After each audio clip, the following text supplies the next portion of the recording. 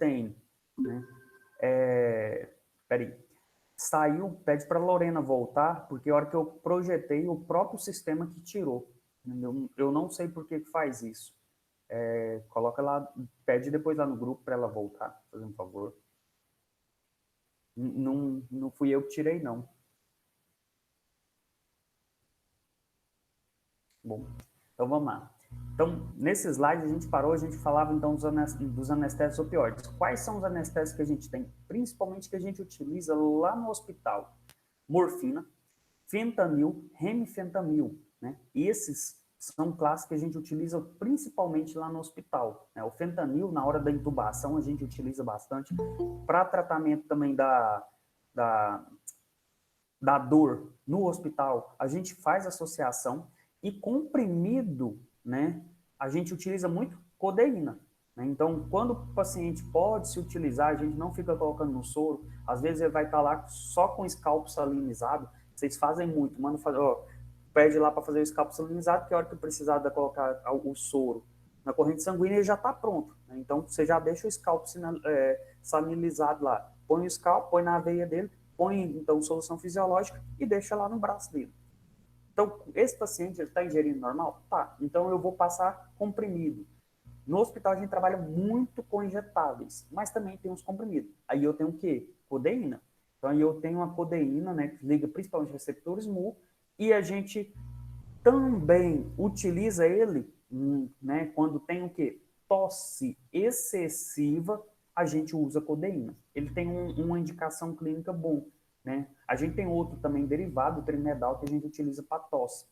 Mas, em geral, na analgesia, a gente utiliza codeína somente quando o paciente está lá na parte já quase pegando alta, né? Está com uma dorzinha, alguma coisa, eu uso para moderada, que a gente vai ver a escala agora, certo?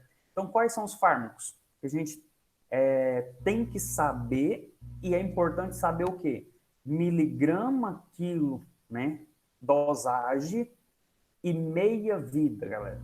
Vocês da enfermagem, né? Na enfermagem, vocês têm que saber muito o que a ação, o período de ação é a meia vida para eu fazer a administração.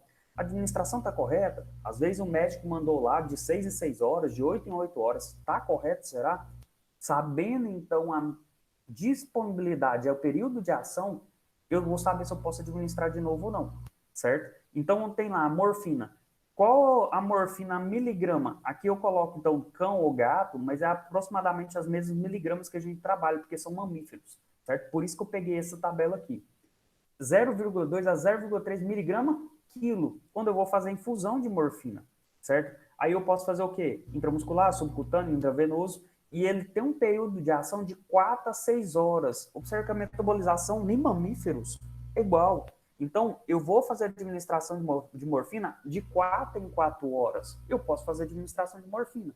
O paciente está doendo, ou eu posso colocar em bolos, que eu coloco lá na bomba de infusão, e ele vai fazendo uma administração de pouquinho a pouquinho, né, para tirar e fazer analgesia de dor. Meperidina, né, a gente quase não utiliza por causa do risco, o vício muito grande, né, dela. Então, fentanila, usa muito. Alfentanila, só mais os anestesistas que usam, né? E naloxona. A naloxona é o antagonista dos opioides. Lembra, questão até de provas de vocês que acontece. Naloxona é um antagonista dos opioides, certo? E o tramadol? O tramadol, que é o que a gente utiliza muito aqui na UPA, ele é o quê? Ele é um analgésico opioide e não opioide. Por quê? Porque ele se liga em outros tipos de receptores, além dos receptores CAP. Então, por isso que a gente tem uma classificação pelos dois. Então, é excelente, né? A gente usa um tratamento, né, de dor moderada e é a primeira escala que a gente inicia, né? Lá na UPA, chegou, o que é? Tramadol, dipirona, faz uma associação aí, manda o cara para casa. É mais ou menos assim. E qual o período de ação dele? De 6 a 8 horas. Por isso que o tramadol eu coloco de 12 em 12 horas, de 8 em 8 horas, né? Eu posso fazer uma administração aqui, ó. Então, se o período de ação dele é de 6 a 8 horas, de 8 a 8 horas eu posso fazer administração. Ou eu posso estender para 12 horas, 2 comprimidos dias, ou quando é injetável, fazer de 6 em 6 horas, é importante saber o período de ação e a dosagem máxima que a gente vai trabalhar. Então, 2 miligramas quilo. Por que 2 miligramas por quilo? O paciente, então, que tem 70 quilos, ele pode, no máximo, o quê? 140 miligramas.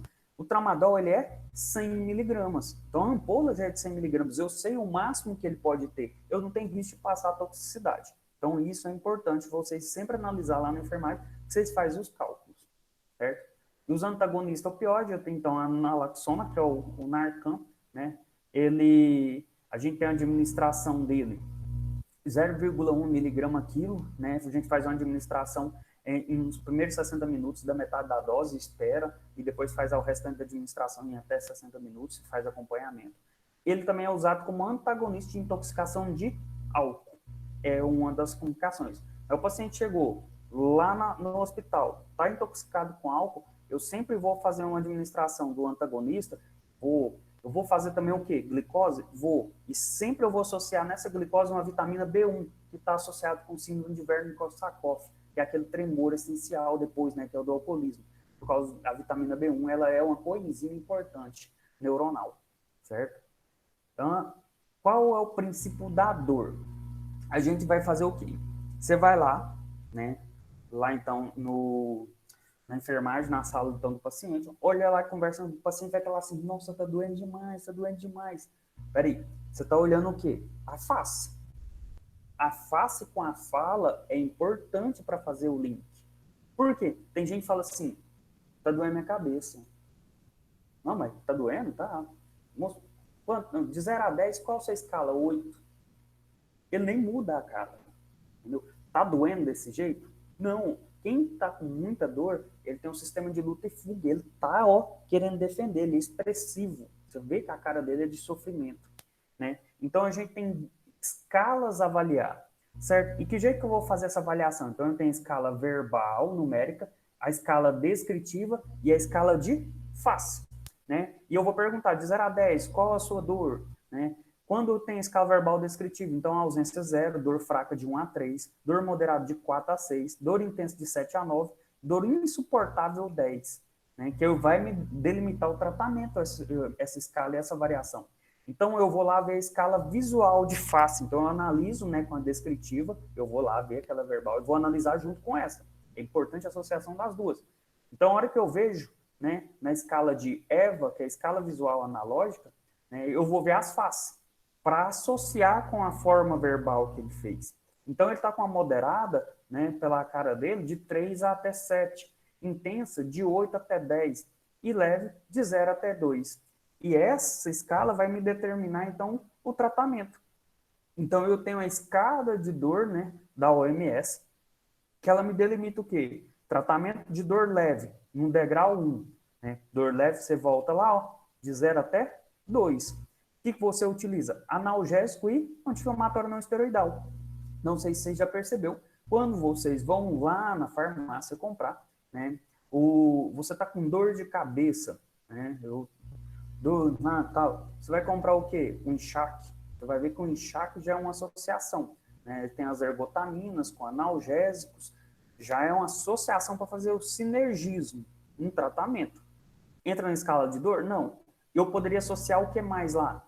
Um anti-inflamatório. Aí ele estaria na escala de dor. Né? Então, analgésico e anti-inflamatório não esteroidal, ele é a primeira escada, né, que é a dor leve. Quando você vai lá, né, tomar um Torcilax, né, tô com dor na coluna aqui, né, nostalgia, você vai lá, vai utilizar, você vai pegar lá, a hora que você olhar a formulação, você vai ver lá, tem o quê? Aí ele já tem uma dipirona, ele já tem um diclofenaco, de sódio, ele já tem um relaxante muscular, que é um carazoprodol. Ele está tratando a dor leve. Então, isso você já compra direto na farmácia. Quando você está com a dor de coluna, alguma coisa, você vai lá e compra remédio. Quando eu tô com a dor moderada, voltou lá então, de 3 até 7, olha a face dele. A face dele já não está muito boa, né? Eu vou fazer uma associação de opioides fraco. Quem que é? Codeína e tramadol, né? Que aí é o que eu faço lá então na UPA, que vocês vai lá, vai fazer administrar, que vocês vão administrar lá? Tramadol, aí uma dipirona ou um paracetamol e um analgésico, e um anti-inflamatório não esteroidal, né? Quem? Cetorolaco, trometamol, diclofenac, que lá a gente Voltaren, diclofenac, só isso aqui já é associação da dor moderada, certo? E a dor intensa? Então, a dor intensa, você volta lá, olha a face dele, então, e o jeito de conversa, tá bem expressivo. Então, você vai entrar com a dor intensa, então, um degrau forte, com medicamentos fortes. Quem que é? Morfina, metadona, né? Mentona, fentanil. Aí aqui eu já vou tratar a dor dele mesmo. Junto com o quê? Com analgésico, dipirona ou paracetamol e anti-inflamatório não esteroidal. Né? Tenoxicam, lá no hospital, no regional, a gente utiliza muito o quê? Tenoxicam. Né? Lá na UPA utiliza muito o quê? Voltaren. É o que tem, né? Mas a gente tá vendo lá e tá fazendo a escala, entendeu? E a dor refratária, a farmacoterapia, a gente faz esse procedimento intensivo lá, que fica principalmente lá na UTI, né? Utiliza opioides fortes, analgésico, AINES, e podemos em todas as partes, em todas essas escadas da dor, associar uma droga adjuvante. Quem que é essa droga adjuvante? Um antidepressivo, né? Então, um antidepressivo, a gente tem os antidepressivos, anticonvulsivantes, né, que a gente vai trabalhar aqui, a gente vai associar para aumentar o limiar de dor. Vocês já começaram a ver com a doutora Sara já o quê? Os antidepressivos. Né? Então, vocês já começaram com a atuação de fármacos do sistema nervoso central. Então, eu tenho a classe dos antidepressivos que aumenta também a dor. E isso é importante eu saber que a gente vai ver. Certo? Então, lá, ó, voltando naquela slide, lá a gente tem o quê? Os opioides. Os opioides trabalham onde? Trabalha tanto no sistema nervoso central, tanto medular, né? E a gente tem a associação, porque se for uma dor nociceptiva, né? Aí a gente tem a associação do anti-inflamatório para inibição das prostaglandinas, bradicimina. E se for na transmissão, anestésios locais. Se for medular, eu uso tanto anestésico como os agonistas alfa-2 ou opioides. E aqui também, nessa transmissão, né, a gente acaba utilizando um pouco os anestésicos, principalmente o pessoal, né, que vai trabalhar na UTI. Primeiro degrau da dor, né? Então a gente vai ver o quê? Anti-inflamatórios não esteroidais, que a gente até comentou já. Então é o quê? O anti-inflamatório inibidor, né? Ele vai ser efetivo, então, como analgésico, bloqueia a produção de prostaglandina. Aí a gente já comentou que já tem os efeitos, o quê? Gastrointestinal, né? Que tem os problemas, problema hepático. E, então, os efeitos colaterais já presentes dela. Né? E o que os AINES faz? Né? Inibe a COX. Esse é o mecanismo de ação delas. COX-1, lembra que é a constitutiva, COX-2 é induzida. E a gente tem, né, aqueles mais seletivos que tem menos problema gástrico, certo? Relembrando, então, a forma de ar, a aula de ar, de anti-inflamatórios não esteroidais. Né? Então, eu vou ver lá, então, eu tenho, então, aqueles que não seletivos, são mais analgésicos, nós já até comentou, e aqueles mais seletivos. Né? E eles têm um efeito. E os AINES, os analgésicos, paracetamol e dipirona, têm principalmente inibição pela COX-3. Então, os efeitos colaterais, né, dispepsia, erosão, anemia, né, disfunção renal, problemas renais, hipertensão, que a gente já comentou. Quais são os anti-inflamatórios que a gente utiliza, principalmente para analgesia? Diclofenaco de sódio, cetoprofeno, cetorolaco, né, trometamol, tenoxicam, enterocoxib, celecoxib e paracoxib. Então, esses são os principais que a gente utiliza para analgesia. O etodolaco é bom também? Muito bom, né? Então, o cetorolaco é o que se mais associa da analgesia. Então, esses são os principais que a gente utiliza. Qual é a dosagem? 100 mg, né, no cetoprofeno, né? No cetorolaco, 30 mg, endovenoso, né? Ou via oral de 8 em 8 horas. Então, eu vou fazer, a hora que eu fazer a utilização de AINE, eu vou fazer de analgésico também? Sim, eu vou usar analgésico também. Então, o dipirona ou o paracetamol. Então, os analgésicos não opioides, eu tenho o quê? Dipirona, né, 30 mg quilo, de 6 em 6 horas, e o paracetamol, 7 ou 15 mg quilo, né, no máximo 4 mg, de 6 em 6 horas. Então, eu vou fazer a associação dos três, né? Faz bloqueação e inibição da prostaglandina. E a dor moderada? Aqui eu já vou associar o quê? Codeína, 30 a 60 mg, via oral de 6 em 6 horas, ou tramadol de 50 ou de 100 miligramas, via oral de 6 em 6 horas. Então eu vou lá, cheguei na UPA, estou com dor, cólica renal. O que você vai tomar? Você vai tomar um diclofenac de sódio, 50 miligramas, você acabou de ver lá, injetável. Você vai tomar um trometamol, né? Ele vai colocar na via endovenosa lá, ó, ele vai pegar, colocar o sorinho de 100, diluir, colocar lá 100 miligramas, correr.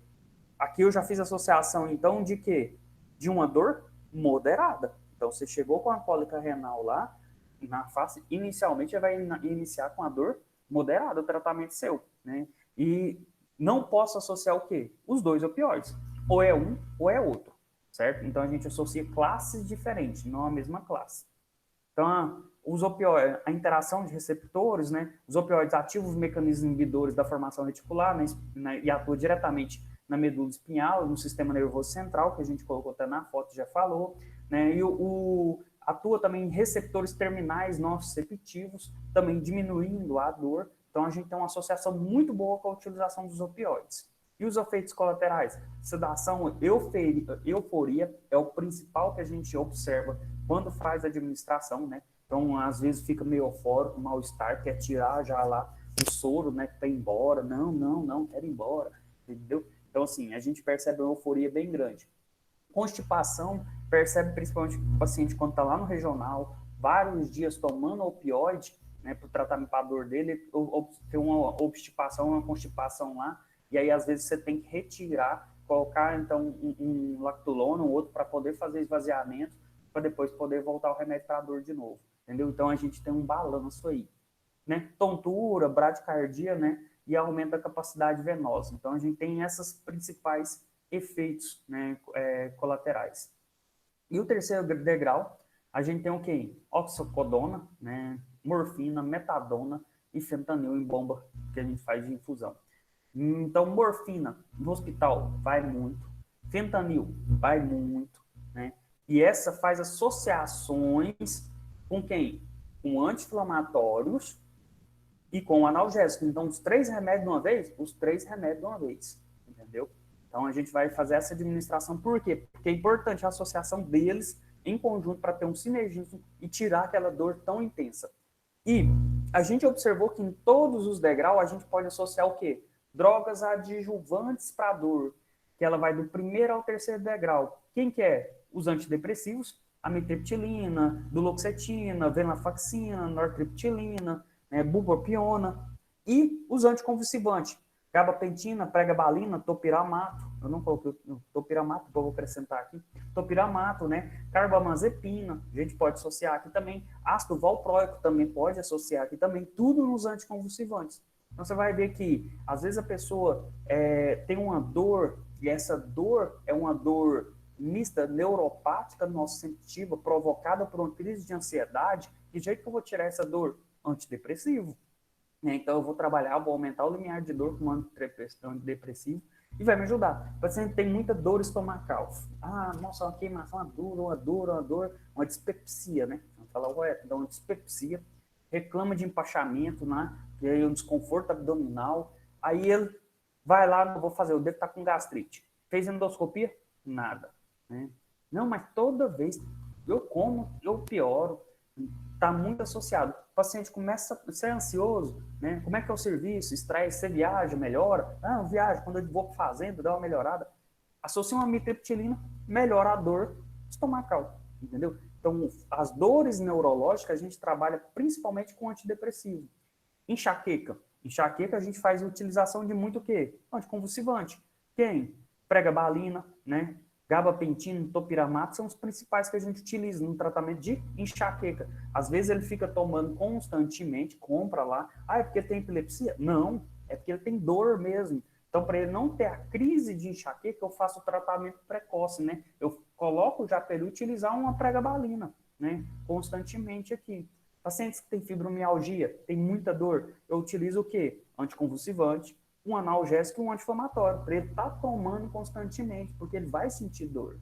Então, a tratamento de dor, a gente faz associação com antidepressivo e anticonvulsivante, tá bom? Então, as classes farmacológicas que a gente tem, então você vai observar, a venlafaxina e a duloxetina, elas são o quê? Inibidores seletivos de recaptação de serotonina e norepinefrina. Então, os dois tratamentos que a gente utiliza para dor. E a amitriptilina, a nortriptilina são o quê? Inibidores não seletivos de recaptação. Oh, perdão, já está aqui. Inibidores não seletivos de recaptação de monaminas. Ué, como assim monaminas? Monaminas são todas, né? Então, a dopamina, então a serotonina, norepinefrina. Eu tenho, então, uma atuação na inibição da recaptação de todas as monaminas.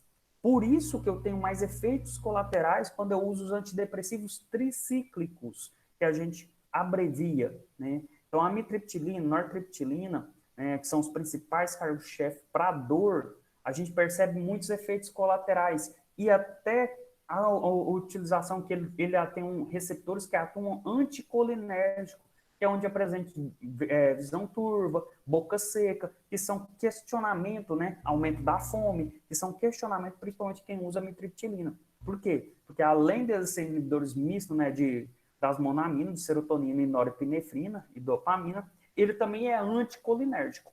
Então, por isso que a gente tem uns efeitos colaterais mais agressivos neles, certo? Então, que jeito que eles fazem a inibição? Observa lá, então, vamos complementar a aula da doutora Sara lá, ó.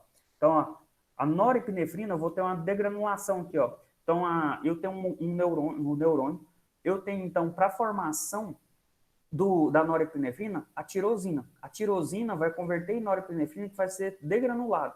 A hora que ele sair, então, de um neurônio para o outro, então, de uma sinapse, a hora que ele vem para cá para fazer a sinapse, para ele continuar a modulação sináptica, eu tenho a recaptação. Essa recaptação é onde, às vezes, eu tenho atuações de fármacos, né, de inibidores. Então, eu tenho inibidores da mão, eu tenho inibidores da transportadora, né, de norepinefrina, que aqui, ó, tem ó, antidepressivo tricíclico, inibidores de recaptação de serotonina e norepinefrina, onde está atuando. Do mesmo jeito da serotonina. Eu tenho um aminoácido, que é o triptofano, que vai formar, então, a serotonina, a 5-hidroxitriptamina, que vai ser liberado pela fenda na continuação sináptica. E eu tenho uma transportadora de recaptação, que é a CERT, e é onde os inibidores seletivos de recaptação de serotonina atuam. Então, ele inibe o quê? Essa transportadora, porque se eles inibirem isso aqui, vai aumentar mais tempo o neurotransmissor na fenda sináptica do outro neurônio, que vai continuar a sinapse por mais tempo, entendeu? Então, eu aumento a eficácia do neurotransmissor aqui. Por isso que a gente utiliza o quê? Os antidepressivos, para melhorar a eficácia da neurotransmissão, certo? Então, a gente tem a venlafaxina. Qual a dosagem? Importante saber. Então, 37,5 a 225, sendo que a partir de 225 a gente tem inibição até de dopamina, melhora mais ainda o tratamento de dor. E a duloxetina, né, que a gente trata o quê? Dores neuropáticas. Dor fantasma, né, muito associado a dores medulares, né, paraplegia. A gente trata o quê? Duloxetina. Percebe que ele tem uma atuação melhor para dor neuropática. E os antidepressivos tricíclicos, né? São eficazes, então, para o quê? Cefaleia, fibromialgia, hipersensibilidade, dor abdominal, dor pélvica. Então, utiliza antidepressivo, né, para qualquer tipo de dor. Você vai observando que as dores, em geral, a gente utiliza modulações importantes, né, com os antidepressivos. Em geral, em dose o quê? Muito baixa, para ter menos efeitos colaterais, né? Porque você não vai tratar depressão. E a duloxetina, né? A gente tem dores lombares, né? Quando tem um deslocamento de vértebra ou alguma luxação, que a gente apresenta também quando sai o ombro de fora, né? Então eu tenho uma luxação. Aí quando eu faço esse deslocamento, eu apresento dor, eu vou usar o quê? Duloxetina. Então são melhores, mais eficazes do que a venlafaxina. E os anticonvulsivantes, que a gente melhora, então, aquele disparo da coordenação incontrolável do neurônio. Ele vai modular a atividade elétrica. É para tratamento de epilepsia? É para tratamento de epilepsia. Mas melhora a dor? Melhora a dor. Né? Então, mas ele controla a ordem do impulso eletrônico. Porque quando você está com dor, há um desencadeamento muito grande. Você vai ver que pacientes com dor, muita dor, suicida, né? Observa casos de cefaleia em salva, que a pessoa está querendo, parecendo que tem uma dor, querendo tirar o olho. tem alto índice de suicídio. Então, a gente tem que utilizar um anticonvulsivante, né? Então, ele vai melhorar esse potencial de ação que vai modular, certo? Esse videozinho, eu vou mandar... Ele vai ensinar o quê? Esse videozinho, ele modula o potencial de ação nervoso é uma do corrente impulso elétrica nervoso. que viaja ao longo do neurônio graças ao movimento de íons através de canais voltagem independente localizados na membrana plasmática do neurônio.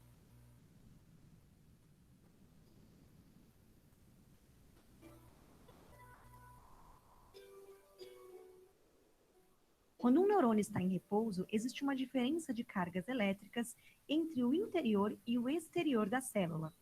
Essa diferença é produzida e mantida em sua maior parte por transporte ativo através de bombas sódio-potássio. As bombas levam sódio para fora da célula e potássio para dentro. Dessa maneira, o interior da célula em repouso tem maior concentração de potássio e o seu exterior tem maior concentração de sódio. Devido à presença de outros íons de carga negativa,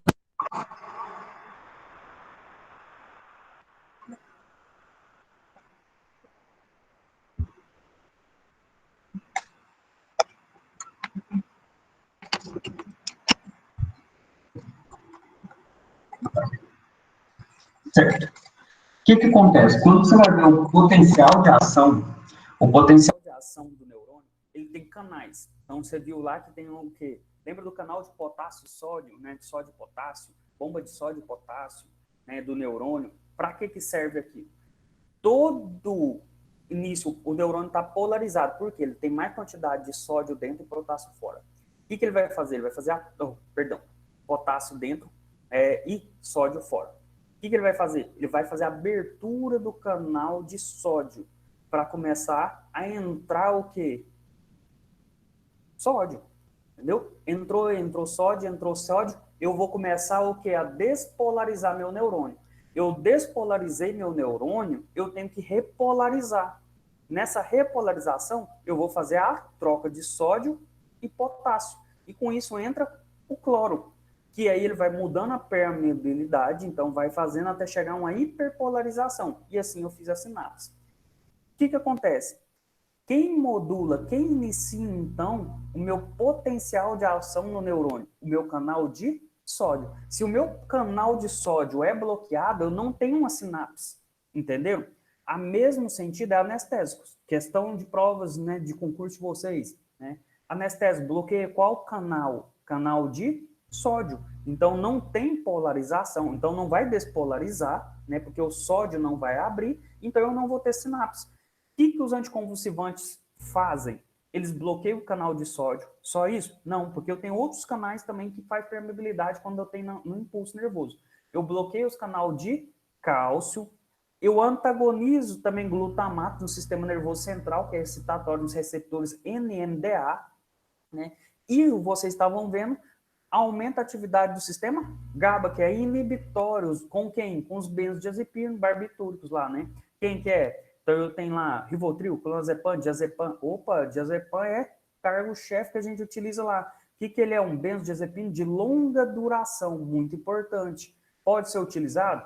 Pode ser utilizado em conjunto, né? Então, fenobarbital, garbapentina, pregabalina, né? Benzodiazepínico, diazepam, né? Midazolam, que a gente utiliza como anestésico, indutor anestésico, né? Então, sedativo, ele é o quê? Benzodiazepínico, muito utilizado lá no hospital, entendeu? Então, esses fármacos eu acabo atuando, utilizando eles bastante para ajudar também no tratamento de dor. Então, lá no bloqueio, né? Fenitoína, carbamazepina, lamotrigina, ácido valproico, topiramato, que eu já até comentei.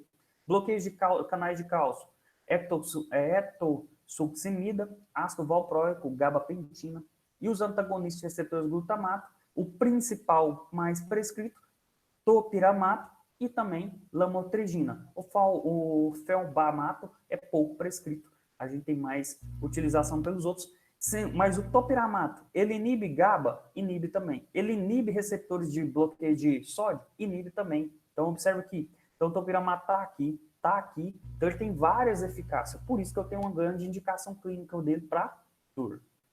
Certo? Então, olha aqui. Eu coloquei, então, os ácidos valproicos. Cada local que ele atua inibindo. Então, o topiramato, ele inibe, então, canal de sódio, canal de cálcio tipo T, né? Canal de cálcio voltagem dependente, sistema GABA, né? E glutamato. Então, ele tem uma grande eficiência. Por isso que ele é muito indicado para dor, né? Pregabalina, do mesmo jeito, né? Eu tenho lá os canais de cálcio, né? Sistema GABA. Observa que quase todos atuam o quê? Sistema GABA. Ou então, para tratar a dor, é importante o sistema GABA? Muito. Lembra que ele é o neurônio inibitório, que inibe a transmissão sináptica, né? Ele faz modulação das sinapses dos outros neurônios. Então, ele tem um controle, ele é o freio dos outros, né? Então, você vai acelerar, né? Vai lá, pega o carro, apertou o acelerador, pisou no freio para o quê? Para controlar. Então, você está controlando, porque quem que aqui é o quê? É o GABA. O GABA é o principal neurônio inibitório. Então, ele tem que frear, então, os outros neurônios. Entendeu? Então, por isso que ele é muito importante utilizado no tratamento de dor. Então, a gente tem um mecanismo de cada um, né? Então, a farmacocinética, né? Aumenta a dose, aumenta o tempo de eliminação do fármaco, a fenitoína, que é o idantal.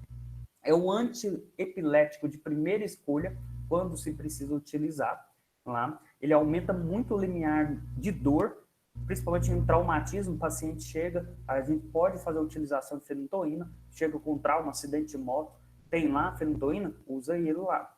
Tá? Então, ele faz o bloqueio de canal de sódio, então ele faz inibição da descarga repetitiva. Ele tem uma absorção com um pico plasmático de 3 a 12 horas. Opa, então quer dizer, por isso que eu tomo uma vez ao dia? Uma vez ao dia. Porque ele tem um pico plasmático grande, né? Então, a tolerância metabólica com a meia-vida até de 24 horas. Eu posso fazer de 12 em 12 horas? Posso. O pico dele é de 3 a 12 horas. A partir disso, eu vou tendo o quê? Escalonamento da meia-vida dele.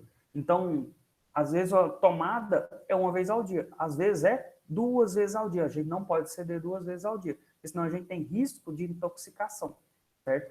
Então, a gente tem os efeitos de ataques parciais, convulsão clônica, que a gente utiliza também, né? E qual o risco quando eu tenho toxicidade dele? Eu tenho principalmente ataxia, né? Ataxia, diplopia, né? Inativa, uma alteração então de visão, é o principal que eu tenho então de efeito de toxicidade dele. A carbamazepina, né, é rapidamente metabolizado em oxcarbamazepina, que é um outro fármaco que a gente tem da mesma classe, e ele tem muita competição por proteína plasmática, que acabam competindo com outros fármacos. Então, a utilização de carbamazepina, você tem que olhar o risco de interação medicamentosa. Por quê? Porque a metabolização e a concorrência por proteínas plasmáticas é muito grande. Então, eu tenho muita interação medicamentosa com carbamazepina. Então, sempre eu tenho que olhar isso. Tá? Qual o outro medicamento que ele vai estar associando com carbamazepina? Eles bloqueiam, então, os canais de sódio, né, e os disparos repetitivos. Atuam, né, pré-sinapticamente, diminuindo a transmissão do impulso nervoso, e assim ele não tem a continuidade. E a sua farmacocinética? Ele tem um clears, uma depuração de 36 a 20 horas, por isso que a gente toma 200 miligramas uma vez ao dia, podendo ser até 400 miligramas uma vez ao dia, então 200 de 12 em 12 horas. Porque a meia-vida de eliminação dele é demorada. Então, eu tenho risco de toxicidade muito grande. Então, a metabolização por conjugação, principalmente com ácido glicurônico, para fazer a eliminação. É importante, então, saber isso, tá? Então, a meia-vida, o clears dele, atrapalha, a gente acaba tendo interações medicamentosas muito grandes com carbamazepina.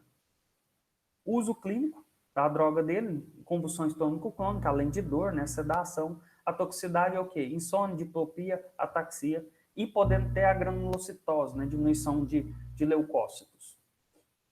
A oxcarbamazepina, bem semelhante, né, que é o metabólito ativo produzido da carbamazepina, meia-vida de 1 a 2 horas. Então, observe que a metabolização é bem mais rápido, né? Ele deriva, então, a meia-vida de 8 a 12 horas. Eu posso utilizar esse medicamento até 3 vezes ao dia, né? Ele tem uma potência reduzida em relação à carbamazepina. Então, tem menor risco de toxicidade.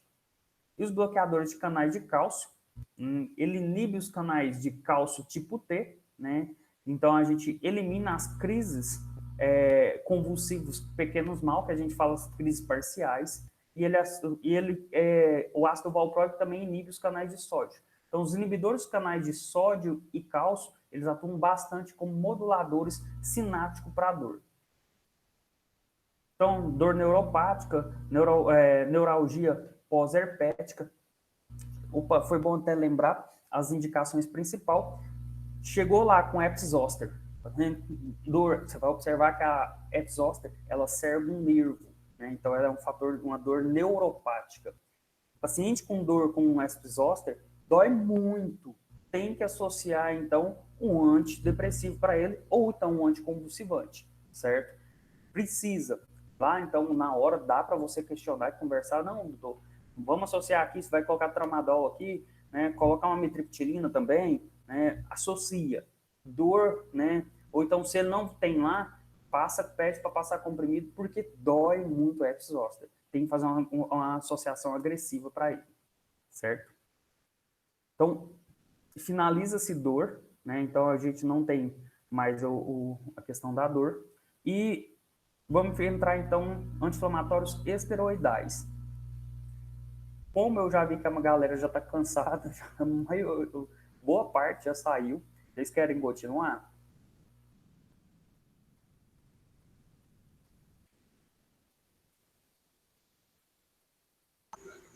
Não, professor, eu não quero não. Não sei o resto. Não, então... Rainara quer. Rainara quer? Uhum. Então, bora, professor, bora continuar. Então, de boa, então. Então, vamos embora. Então, deixa eu apresentar. É muito, professor? 40 slides. Ei! Vou um pouco, aí eu paro, tá bom? Tá bom. Tá? Só para a gente dar já um pouco mais de continuidade.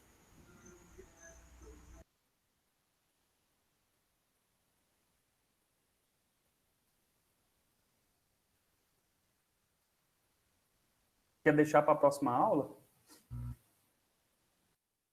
Deixa eu começar, eu vou mandar o slide para vocês, que aí vocês estudam um pouco para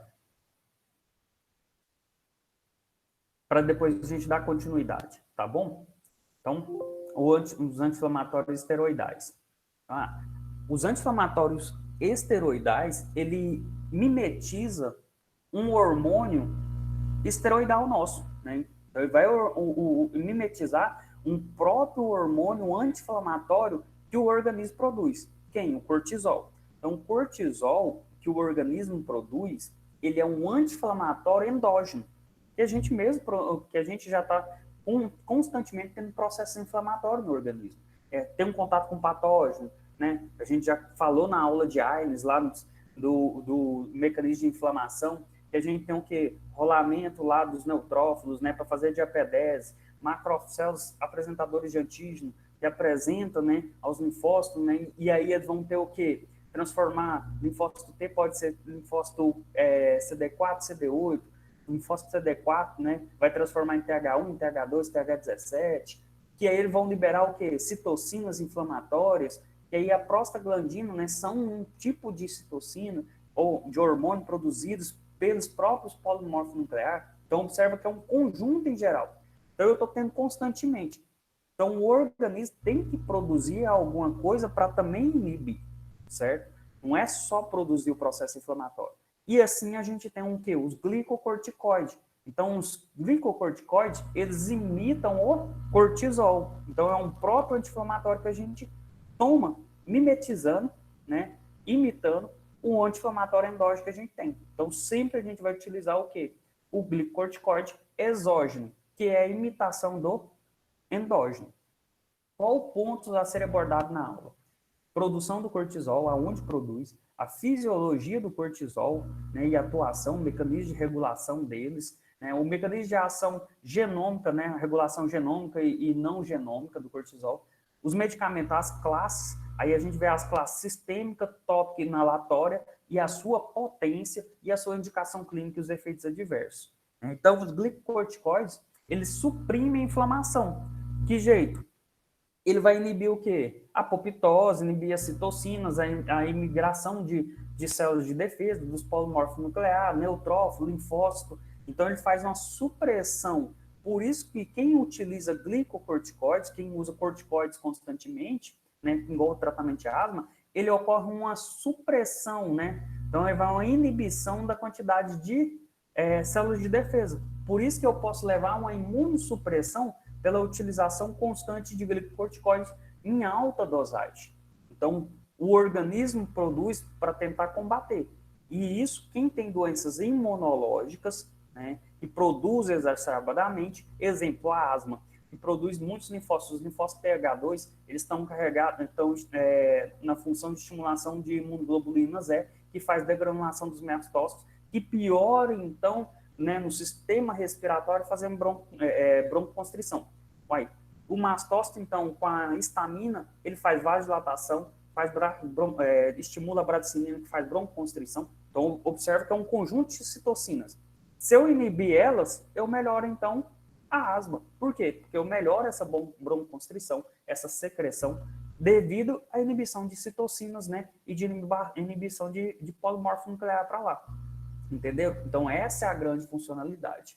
Que jeito que é produzido? Ela é produzida lá na suprarrenal. Onde fica a suprarrenal? Então, acima, no ápice do rim, a gente tem a suprarrenal, que ela é dividida em duas partes importantes, a medula e o córtex. O córtex, que é a principal parte, né, produtora dos hormônios esteroidais. Aí a medula produz adrenalina e noradrenalina. Lembra lá? Então, essa parte da parte simpatomimética, né? Lembra que na hora do simpático, do estresse, da luta e fuga, há uma descarga grande de adrenalina, que é produzida pela parte medular. Então, a parte inflamatória dos hormônios esteroidais é produzida pela córtex. E no córtex a gente tem o quê? 3 zonas importantes. A zona glamurosa, que produz aldosterona, que faz o controle do renina, angiotensina, aldosterona, lá do sistema cardiovascular, que aqui ele faz o quê? Joga o potássio e hidrogênio fora e absorve sódio, aumentando, então, o volume de água dentro do vaso e aumentando, então, a minha pressão sanguínea. Então esse hormônio aqui é importante para aumentar a minha pressão? Então, ele aumenta o volume vascular. E o cortisol? Produzido na zona, né, fasciculada, e aí ele é controlado por um eixo hipotálamo hipofisário. Então, o cérebro faz esse controle, a glândula mestre, nossa produtora de hormônio, faz o controle na produção desse cortisol. Né? E os hormônios androgênicos, pela zona reticular, né, na parte mais interna, quem que são eles? Estradiol e testosterona. Mas todos são produzidos aqui? Não. O seu ovário e os testículos são encarregados da maior produção. Só porque a suprarrenal, ela também produz uma quantidade importante, que é um hormônios protetores. Né? O estrogênio são hormônios protetores ósseo. Por isso que a mulher, quando entra na menopausa, ela diminui a parte estrogênica, e ela diminui os ósteos protetores, e ela começa a liberar cálcio na corrente sanguínea, dando osteoporose. Então, percebe-se que depois da menopausa, há uma indução da osteoporose em mulher. E assim, então, quais são as principais vias de produção? Observa que eu tenho vitamina, então são lipossolúveis, né? Vitaminas lipossolúveis, vitamina B5, ácido pantotênico, gorduras alimentares, né? Os ácidos graxos, né? Formação, todas elas entram no ciclo de Krebs, ou acetil-CoA, né? Então, acetil-CoA é importante na formação lá, né? O acetil-CoA, ele vai formar o quê? Colesterol. Então essa metabolização que ocorre principalmente lá no fígado, né? Em células importantes, eu vou transformar, então, o colesterol, que o colesterol vai transformar em LDL, circulante, e o LDL, ele vai atravessar a membrana, né? A gente tem um colesterol desmolase, e dentro da mitocôndria, na membrana interna, inicia a formação dos glicocorticoides. Então, a mitocôndria é muito importante. Então, ela vai o quê? Converter, dentro da membrana interna, ela vai converter o colesterol, que é o LDL, em pregnolona. A pregnolona vai ser transferida, vai passar por membrana externa e vai para o retículo endoplasmático rugoso, e no retículo endoplasmático rugoso ele vai ser metabolizado e podendo formar o quê? Progesterona, e a progesterona ela pode formar o cortisol ou formar o quê? Aldosterona, que é o mineralocorticoide, que aumenta a quantidade de volume, e glicocorticoides, né, que é o quê? O cortisol. E eu tenho que a cortisona. A cortisona é a forma do cortisol inativa. Então, ela fica formando cortisol. A gente tem já uma quantidade de cortisol inativo circulante, que a gente fala cortisona. Né? Então, a cortisona é importante porque a gente tem um medicamento cortisona. Né? E tem também da pregnolona, formação de testosterona e estradiol, que são os hormônios androgênicos. Então, observa que quando você toma anticoncepcional, você toma hormônios estradiol e também progesterona. Aí tem mulheres, principalmente os anticoncepcionais mineralocorticoide, que vai ter uma alta dosagem dos etilenestradiol lá, que vai formar da progesterona, que vai formar aldosterona, que você começa a aumentar líquido e incha. Não quer dizer que você engorda, quer dizer que você acumula líquido, entendeu? Então, por isso que alguns anticoncepcionais, eles acabam aumentando o líquido e você acaba ficando mais inchada, entendeu? Forma também cortisol? Forma também, por isso que vai ter modulações, às vezes, no ciclo seu do sono inicial, até ter um controle, e aí eu tenho uma modificação, tá bom? Então, então ele entra aqui, então tem a mitocôndria tem a desmolase, né, que vai, a pregnolona, que é comum para as 3 vias, ela vai para o retículo endoplasmático, né, pela 17-alfa-hidroxilase, e aqui ela vai ser no retículo endoplasmático metabolizada, e depois ela volta para a membrana externa, forma cortisol, que vai ser eliminado, então, na parte citoplasmática. E assim vai ter a sua funcionalidade. Que jeito que é controlado, então, a produção de cortisol? Ela é controlada, né, a suprarrenal é controlada pelo hipotálamo. O hipotálamo tem as células paraventriculares que produzem um fator liberador de corticotropina, que a gente fala CRF. Então, a CRF, ela é encarregada de induzir a adenopófise, ou a hipófise anterior, a produzir adenocorticotrófico, que o adenocorticotrófico vai lá na glândula suprarrenal e estimula a produção de quê? Glicocorticoide e aldosterona, né? Os minerocorticoides. Então, o glicocorticoide, que é o principal, que a gente quer lá para função metabólica, então ela tem função também de metabolismo de lipídio, carboidrato, os glicocorticoides? Tem. Mas tem de anti-inflamatória imunossupressora? Também tem. E é esse o papel principal que a gente utiliza, só porque ele tem também atuações metabólicas. O glicocorticoide, ele vai o quê? Tem uma ação lá no hipotálamo para fazer um processo de inibição. Opa, peraí, então. Então, o glicocorticoide aumentou a produção lá pela suprarrenal. Tem muito cortisol lá no seu sangue. Ele vai lá no hipotálamo e vai falar para ele, fala assim, para de produzir que está tendo demais. Então, eu tenho uma alça longa de retroalimentação de feedback negativo para inibir aqui. Por que isso é importante?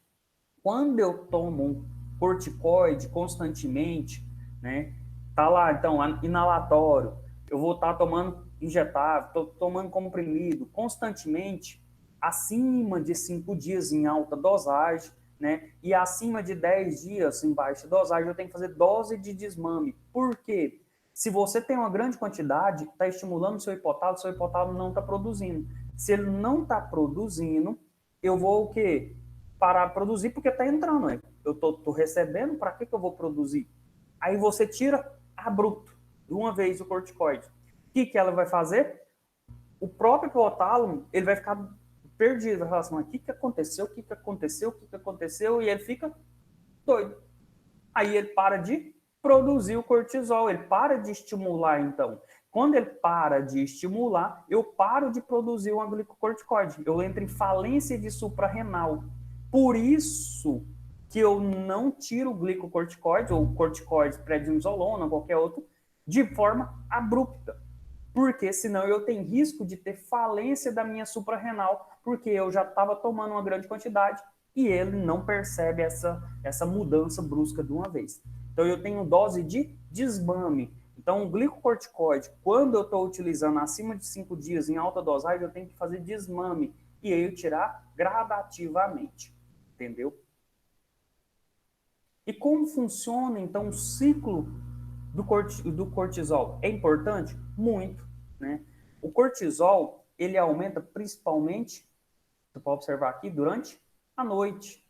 O ciclo do colesterol, ele é noturno. Por isso que pessoais que têm cardiovascular, que têm colesterol alto, ele toma o quê? Civastatina, que são aqueles remédios, né, para baixar o colesterol. Que horas que tem que tomar? À noite, porque o ciclo é noturno do cortisol, certo? Então, é só do cortisol? Não, o ciclo esteroide do colesterol. Por isso que a gente toma à noite. Vamos lá, então. Então, ele vai aumentando, vai aumentando. A partir que ele vai aumentando, quem vai diminuindo? A melatonina. E a melatonina é um hormônio de indução do sono. Então, quando eu chego 6 horas da manhã, quando está amanhecendo, é o despertar nosso. Por quê? Porque eu estou tendo um aumento do meu cortisol, né? Ele chega a ter um aumento aqui e ele continua aumentando. E aí a minha melatonina vai abaixando. Aí eu desperto. Durante o dia, ele vai ficar mais alto. Então, eu tenho uma oscilação aqui até umas 5 horas, eu tenho até um pico maior aqui, que esse quadro não mostra, que ele vai abaixando para à noite o meu melatonina subir. E aí eu tenho indução do sono. A mesma coisa é a leptina, né? A leptina é indutor do sono, da fome, né? Então, à noite você precisa comer? Não. Mas por que você não acorda de madrugada sempre, né, com fome? Porque a leptina está alta. E aí, a hora que ela vai baixando, aí eu vou, durante o dia ela tá baixa. Aí você tem fome durante o dia para comer. Pessoas que têm problemas, né, em produção de leptina têm obesidade mórbida. Então, aquelas pessoas obesas têm obesidade mórbida, às vezes ela tem uma falta ou uma deficiência, uma resistência de leptina. Então, tem que ser analisado endogenamente, por isso tem que ir no endocrinologista, certo? E aí eu venho aqui nesse quadro você observa, com o aumento ó, lá do cortisol, o cortisol aumentou. Quem que aumentou? A minha pressão arterial. Para a secreção de melatonina, aumenta os movimentos peristaltismo, por isso que tem gente que ao despertar, ele vai ao banheiro fazer evacuação, né? Então ele já vai lá fazer um xixi, faz um cocô, né? Por quê? Melhorou os peristaltismos. Às 10 horas é o pico máximo que a gente tem de cortisol, que é o alerta máxima. A partir disso, eu melhoro as minhas habilidades cognitivas, eu estou mais alerta, né? Estou mais rápido, ativo, né? A minha circulação sanguínea melhora durante aqui, né? Tem mais eficiência, força muscular durante o dia. Para ele depois ir abaixando, né? Aí eu chego 6 horas da tarde, né? Ele já tem um pico bem menor e eu tenho um aumento do quê? Da minha pressão sanguínea, porque eu precisei durante o dia trabalhar tudo, ter uma eficiência maior. Observa que os infartos acontecem que horas? Normalmente à noite, no finalzinho da tarde ou pelo amanhecer. Né? São os períodos principais que modulam a pressão arterial, né? E que modulam, que tem um aumento da pressão sanguínea. Então, está associado com alguns índices de infartos. Então, maior temperatura a gente tem, então, fator corporal, e aí eu inicio, então, a produção de serotonina. Ah, e se o cortisol permanecer alto? Eu tô com estresse aqui, moço, não durmo de jeito nenhum. Por quê? Se ele continuar alto, quem continua inibido? Melatonina.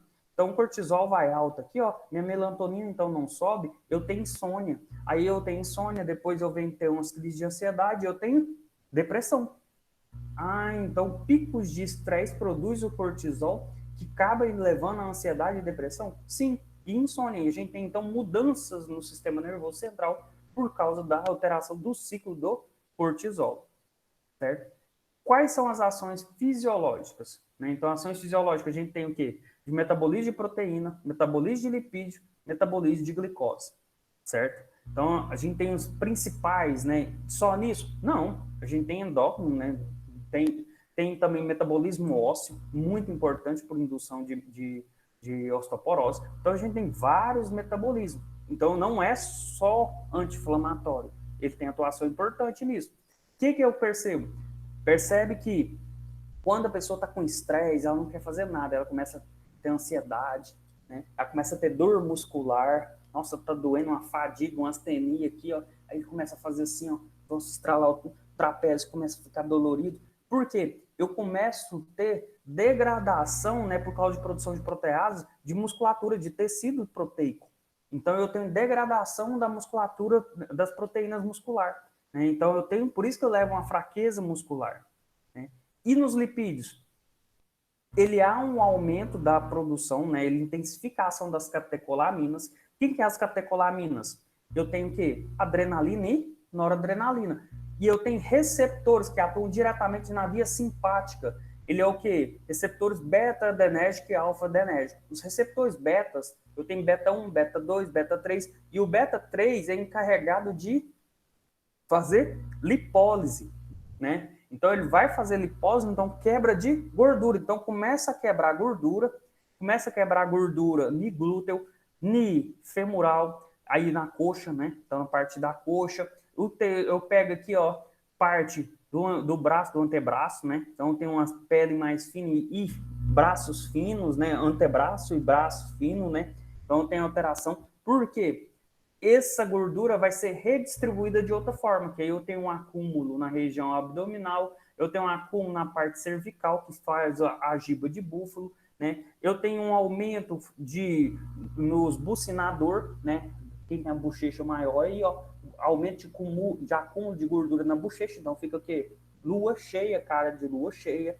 Então, por isso que a síndrome de Cush, que a gente fala, a gente tem cara de lua cheia, acúmulo de gorduras em certas regiões, devido à estimulação das catecolaminas. Então, percebe então, um metabolismo dos lipídios.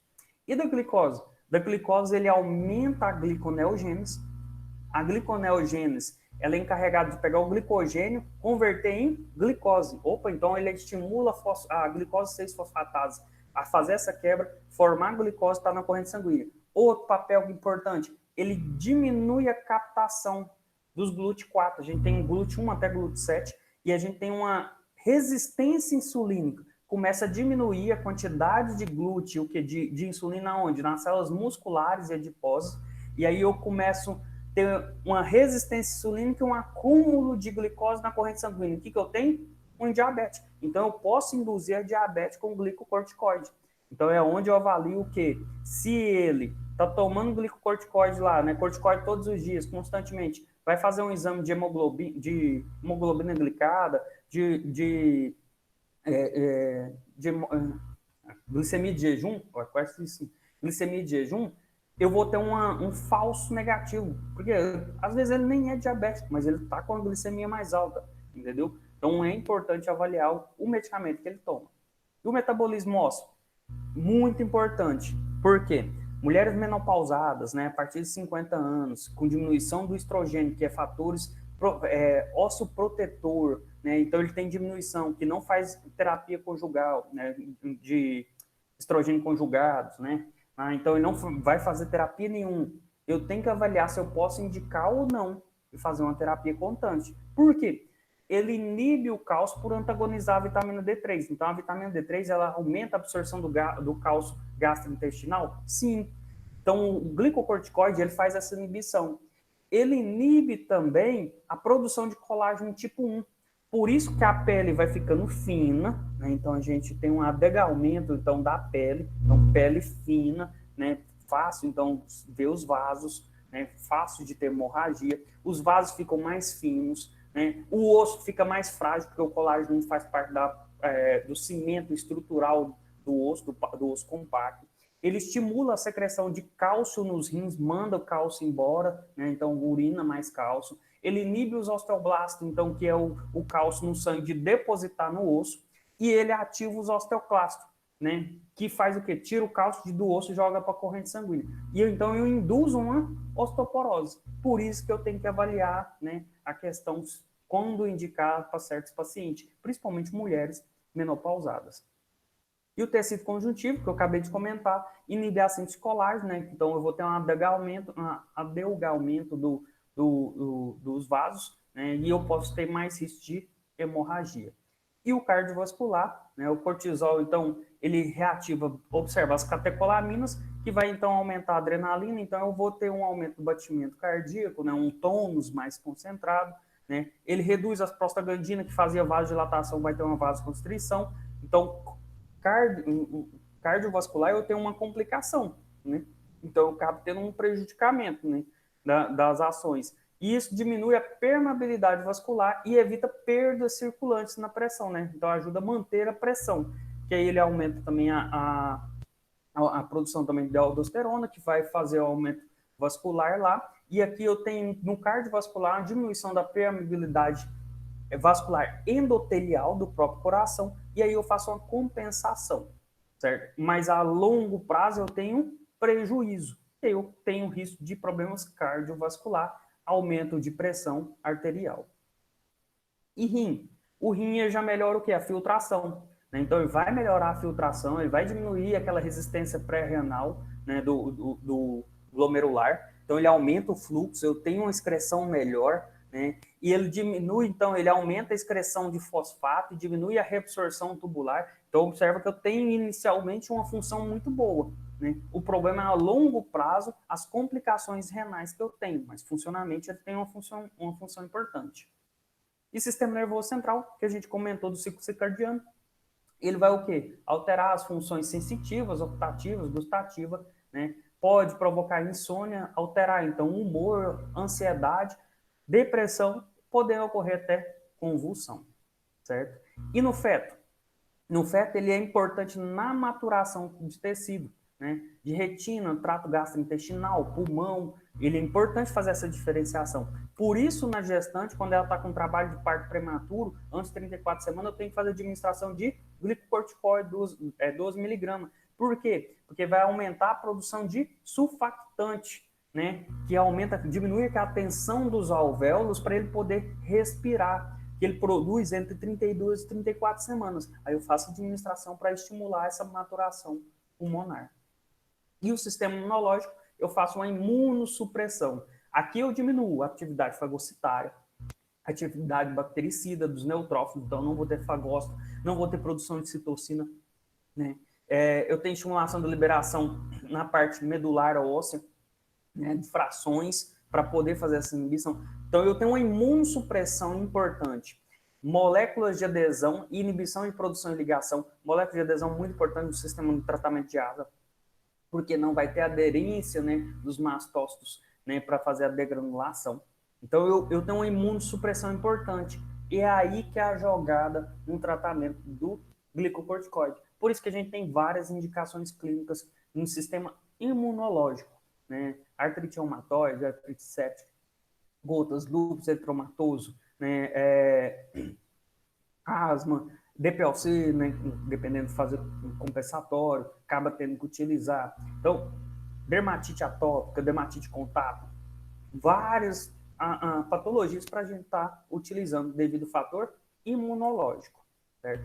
Então, o mecanismo de ação aqui fica para a próxima aula, né? A gente dá continuidade para concluir e fazer as partes também indicativas, né? Vamos trabalhar e ver as dosagens quando utilizar, quais os riscos e benefícios. Mas deu para entender, né? Daqui já deu para você entender se o glicocorticoide faz tanta funcionalidade, quando você usa em grande quantidade, você tem vários efeitos adversos. Por isso que a gente tem que manter um acompanhamento com exames laboratoriais para avaliar esse paciente constantemente. Certo? Até falhou aqui. Entenderam? Eu vou deixar então para a próxima aula. A gente continua então na próxima aula. Tá bom? Deixa eu parar aqui. Alguém tem alguma dúvida?